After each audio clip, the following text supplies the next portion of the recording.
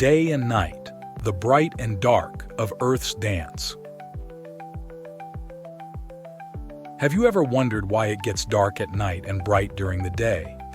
It's because of something amazing called day and night. Our planet, Earth, is always spinning around like a top. When the part of Earth where you live faces the sun, it's daytime.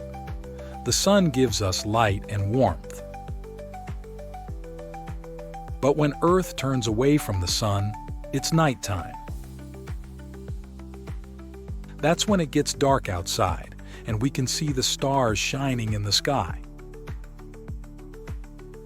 Day and night happen because of Earth's rotation. It takes about 24 hours for Earth to make one full spin. That's why we have a day and a night every day. Different animals like different times.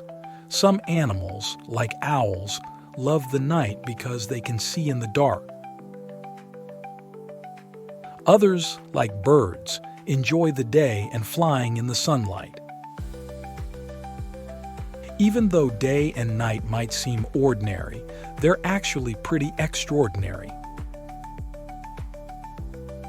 They help us understand how our planet moves and why we have different times of day. So, next time you see the sun rise or the stars twinkle, remember the wonderful dance of day and night happening all around us.